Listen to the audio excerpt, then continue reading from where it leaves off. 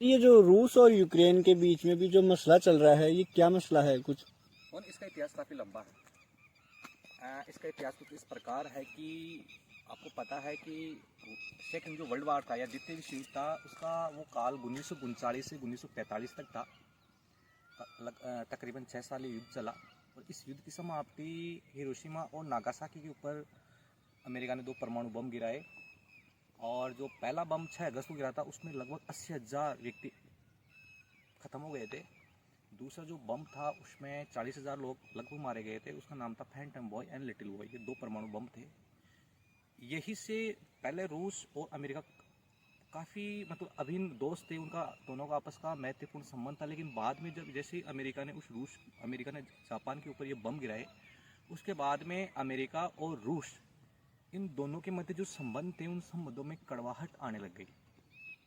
कड़वाहट के फलस्वरूप दोनों में शीत युद्ध प्रारंभ हो गया। अब शीत युद्ध का तात्पर्य ये होता है कि लोग शीत युद्ध से तात्पर्य समझते हैं कि ऐसा युद्ध ठंड में लड़ा जाए, लेकिन नहीं।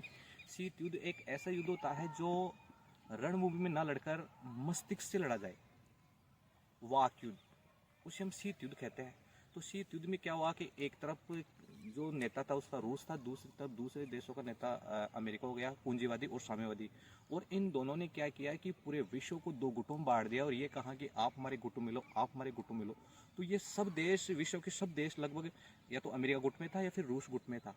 भारत उस समय रूस गुट में था, पाकिस्तान रूस गुट में था। ऐसी परिस्थितियों में अमेरिका ने, जब शीत युद्ध प्रारंभ हो रहा था, तब अमेरिका ने एक संगठन की स्थापना की जिसका नाम था नाटो। इस नाटो संगठन की स्थापना है, नाटो का निर्माण 1949 में हुआ था। उसमें लगभग सभी देश आ रहे थे। अमेरिका ने उस समय बहुत बड़ी घोषणा की कि अब नाटो में जो भी देश शामिल है, एक सैन्य गठबंधन है, नाटो में जो भी देश शामिल है, और अगर इन देशों के ऊपर कोई दूसरा देश हमला करेगा तो वो उस देश पर हमला नहीं माना जाएगा, बल्कि वो नाटो पर हमला माना जाएगा।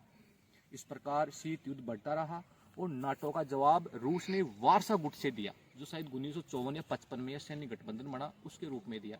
अब होता क्या है कि जैसे जैसे समय बीतता है, देश की विदेश नीति भी बदलती है। तो 1989 के अंदर इस रूस का एक नया राष्ट्रपति बना जिसका नाम था मिखाइल गोर्बाचोव, और उसने एक नई नीति बनाई जिसका नाम था पेरेस्ट्रोइक की नीति, यानी उदारवाद की नीति। इस नीति के बाद में रूस के पतन हो गया, रूस के टुकड़े हो गए। पहले रूस विश्व का सबसे बड़ा देश था, लेकिन बाद में रूस के टुकड़े हो गए और रूस में सिर्फ 12 देश ही हो गए। 12 देश मतलब 12 देशों के टुकड़े हो गए।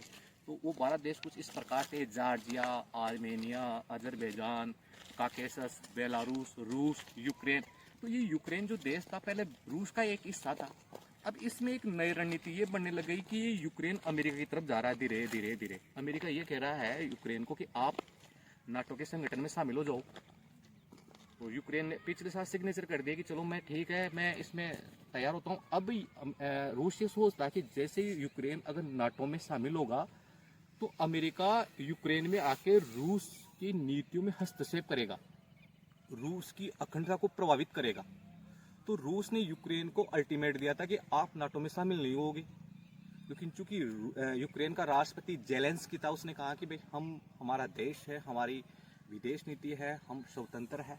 तो ये जो मेन लड़ाई है वो इसलिए है, ये मेन लड़ाई जो हो रही है अमेरिका की वजह से हो रही है, क्योंकि अमेरिका चाहता है कि यूक्रेन नाटो में शामिल हो, जबकि रूस का ये मानना है कि वो उसमें शामिल हो। क्योंकि अगर जिस दिन यूक्रेन नाटो में शामिल हो जाएगा तो स्वाभाविक सी बात है, नाटो के जितने भी देश है, 30 देश हो जाएंगे, वो फिर रूस की अखंडता को टुकड़े टुकड़े करने की कोशिश करेंगे। तो ये मुद्दा चल रहा है और उसमें मुझे ये लगता है कि आज जब रूस के मध्य और यूक्रेन के मध्य युद्ध हो रहा है तो अमेरिका ने अपना पल्लू झाड़ लिया है, नाटो का कोई संगठन भी उसमें नहीं आ रहा है और आज यूक्रेन बिल्कुल अकेला पड़ गया है। आज यूक्रेन की बर्बादी हो चुकी है और इसके लिए हम जेलेंस्की की जो नीति है उसको उत्तरदायी ठहरा सकते हैं।